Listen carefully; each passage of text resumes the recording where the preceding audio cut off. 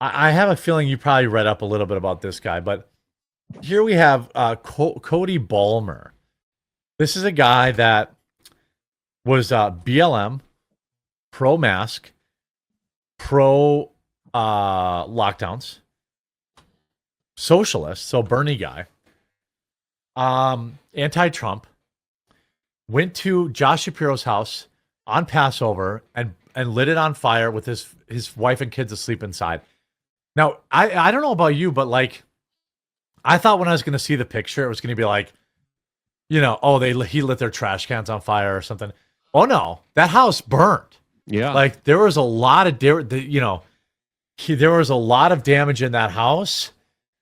I mean, this is just one room, completely burned. So whatever the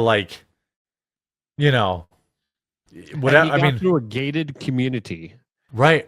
And was carrying able Molotovs to, launch this massive fire. It's a huge fire.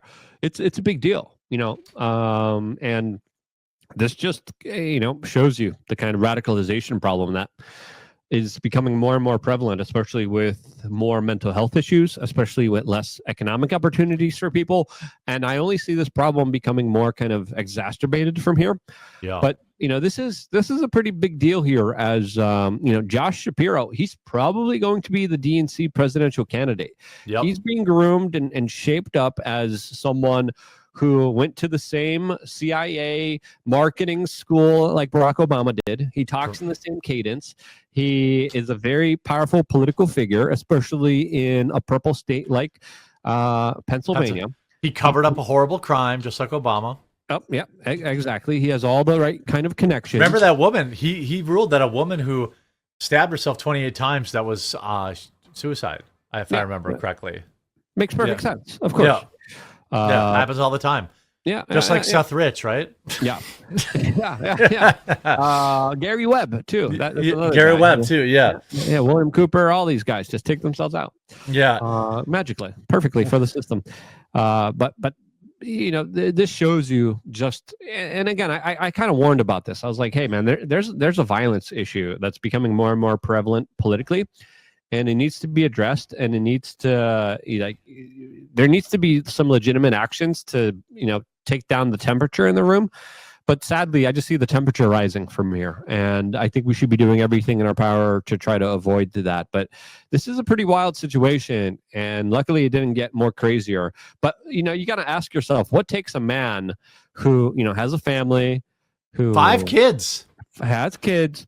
What takes a man to the point of being so lost, of being so angry, to just destroy his whole life by trying to burn down a man who's sleeping with his family? Do you know what he said to the cops too? That if he had ran into him, he would have taken his life with a hammer. He must have had a hammer on him too. Wow. So this was not just him making a statement. He was there to take his entire family's life. Yeah.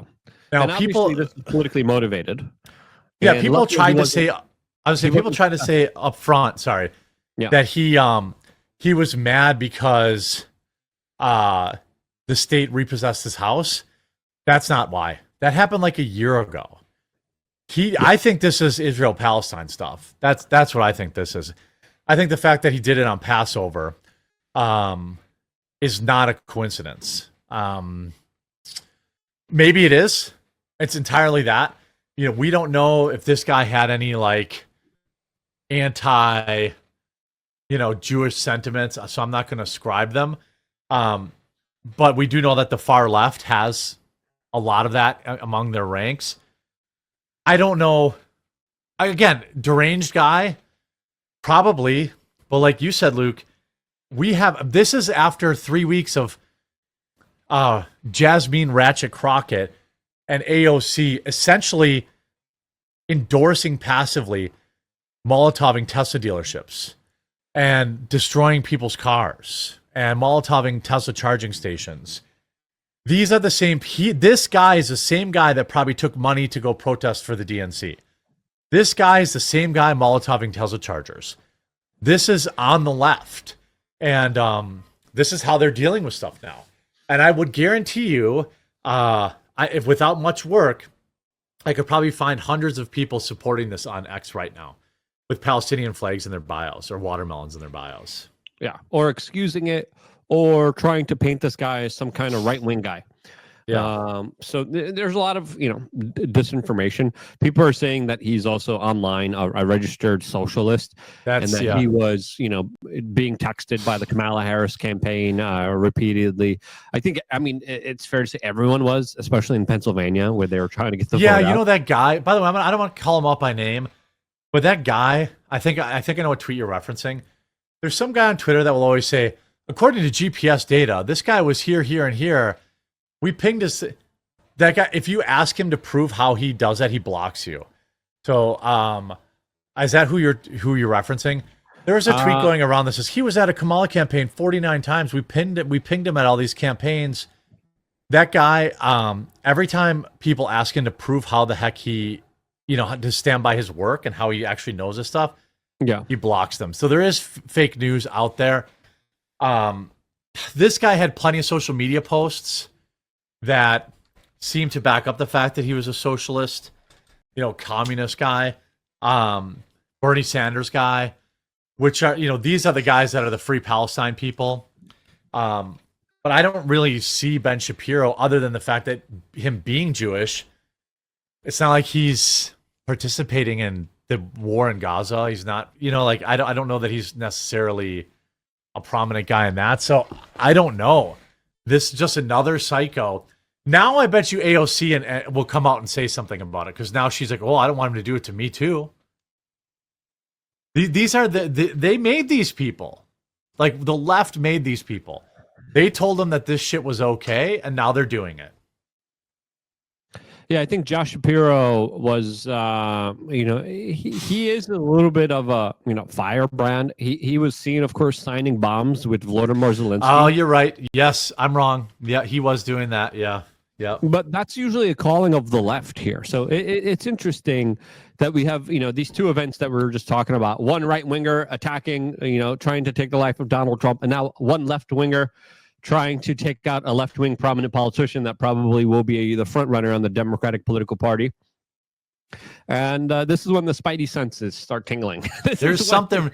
There's something brewing, man. Yeah, maybe we're reaching an equilibrium. Maybe the CIA field offices are like, let's throw everyone for a loop. Let's have the left-wing guy go after the left-wing politician. Let's have a right-wing guy go after the right-wing politician. Let's equalize the insanity in the world here and make everyone come together against political violence. Maybe, potentially, which who knows? But yet again, when we see these types of situations, the only thing you could really do is detest political violence. There's no room for violence in politics. We need to, lower the temperature in the room. We need to address the radicals, and the best way to address the radicals is with radical honesty and free speech. And remember, that's something that we don't have. Remember when the left tried to do that after Butler, and they waited like a whole day before they were like, Trump's going to be a dictator on day one. We must stop. I was like, okay, this guy was not a Democrat. He was a far leftist. He hated Joe Biden. He hated Trump. He loved his COVID masks. This is the world we live in now. And that's because this is the world that AOC and Jasmine Crockett have been. Yeah. Is it called not genuflecting, but like they've been kind of tacitly endorsing this stuff. Yeah. There's also the crazy situation that unfolded with Nick Fuentes when he had a radical show up to his house with a gun. Yeah. That took the life of other individuals that was trying to take his life. Yeah. We're very lucky that none of these situations were successful. Because let's live in let's play imaginary world here. Let's play make pretend here.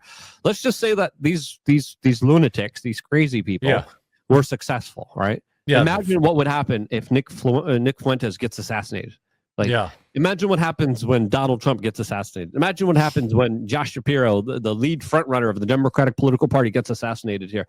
This type of scenario would spur on a type of civil there would be war, retaliations. A retaliation like scenario that would make just people go crazier. And I think people are crazy enough. Yeah. And we really have to address the mental health crisis and this mental health issue in our country, because a lot of these people who see no political avenues, who see no economic opportunities, who are not having children, who are becoming dumber and less educated, those are the ripe conditions for radicalization and terrorism. You look at studies that were done by the CIA, and they were like, okay, why are people in the Middle East more prone to becoming jihadis? Why are they prone to blowing themselves up? Yeah. Not the smartest of people do that. But, Right. but also the people who don't have economic opportunities and family opportunities, because a lot of people in the Middle East, one guy usually has like a harem of like 12 women or 20 women sometimes, leaving a lot of the guys not to have any kind of successful relationships, marriages, children. And that's the type of situation that the American youth are being bred for. They're being bred for, with societal and economic pressures, to be radicalized terrorists. Mm-hmm. All right. Tell me you're creating terrorists without telling me you're creating terrorists. Yeah. I mean, this guy, we're going through the freaking playbook of how to make radicals. This guy looks like he could have some substance abuse problems too. Just my opinion. I don't think that does not look like a healthy individual to me.